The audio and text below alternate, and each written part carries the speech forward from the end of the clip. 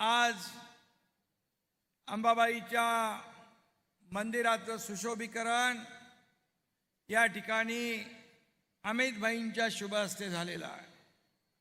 खरं म्हणजे आज या शक्तिपीठाच्या आधुनिकीकरणाचं आणि सुशोभीकरणाचं काम सुरू होतं आहे. आजचा दिवस केवळ कोल्हापुरात नाही तर उभ्या महाराष्ट्राच्या आणि देशाच्या सांस्कृतिक इतिहासात सुवर्णाक्षरांनी लिहून ठेवणारा आजचा दिवस आहे. कोल्हापुरी नगरी दक्षिण काशी म्हणून ओळखली जाते. आज अमितभाईंच्या उपस्थितीत सुरू होणारे काम दक्षिण काशीला जगाच्या नकाशावर एक दैदिप्यमान उंचीवर घेऊन जाईल यामध्ये आम्हाला पूर्ण विश्वास आहे. आणि आपल्या सगळ्यांना माहीत आहे, प्रकाश आंबेडकर यांनी सांगितलंय अमितभाईंचं आणि कोल्हापूरचं नातं काय आहे.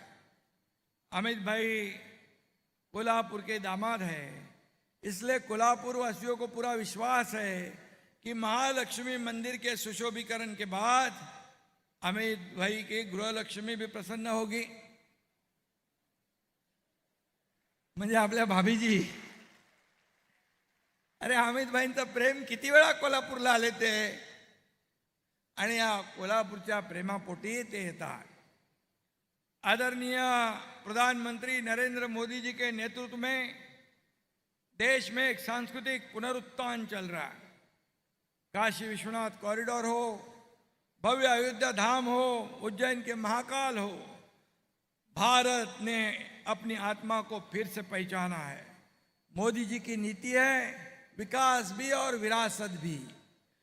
आणि केंद्रीय पर्यटन मंत्रालय, प्रसाद, स्वदेश दर्शन योजना या सर्व योजनांमधून आध्यात्मिक आणि सांस्कृतिक क्षेत्रांचं अतिशय चांगला विकास होतो आहे.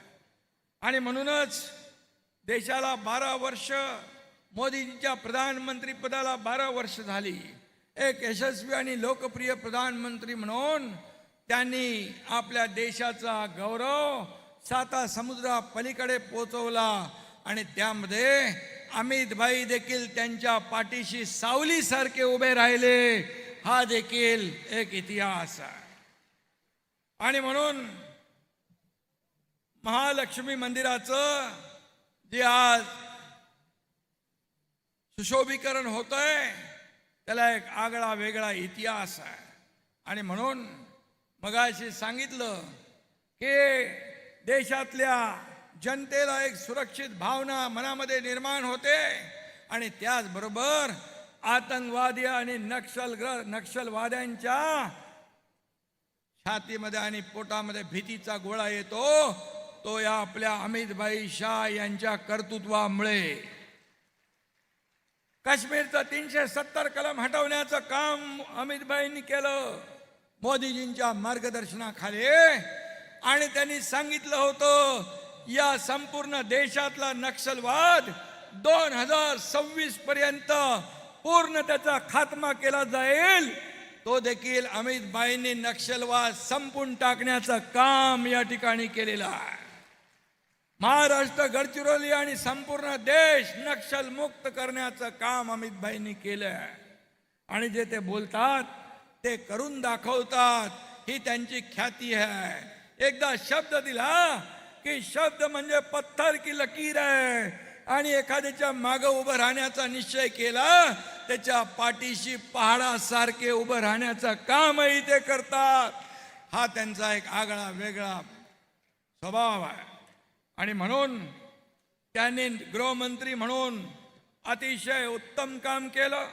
त्याचबरोबर सहकार मंत्री म्हणून देखील त्यांनी जे काम केलं, मोदीजींनी सहकार मंत्रालयाची जबाबदारी त्यांच्यावर दिल्यानंतर पूर्वी सहकार काही लोकांच्या, मुठभर लोकांच्या हातात होता, परंतु आज सहकार क्षेत्रामध्ये क्रांती घडवण्याचं काम त्यांनी केलंय.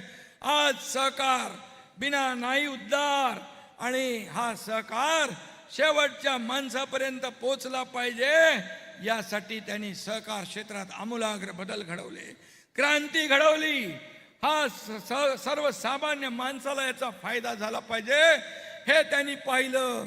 मला आठवतंय आम्ही जेव्हा देवेंद्रजी, आम्ही आणि आमचे मंत्री जेव्हा अमित भाईकडे गेलो होतो की साखर कारखाने, शेतकरी अडचणीत आलेत, तेव्हा 10,000 कोटीचं इन्कम टॅक्स माफ करण्याचा क्रांतिकारी निर्णय अमित भाईंनी घेतला होता.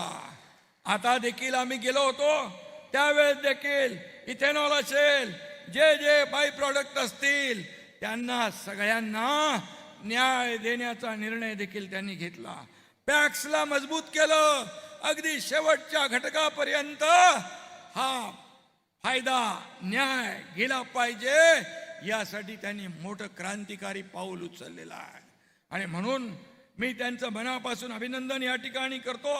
मनापासून त्यांना धन्यवाद देत असताना या ठिकाणी त्यांचा अभिमान देखील आम्हाला आहे की आज 1,500 कोटीचं हे आपलं अंबाबाई मंदिराचं सुशोभीकरणाचा टप्पा सुरू होतोय.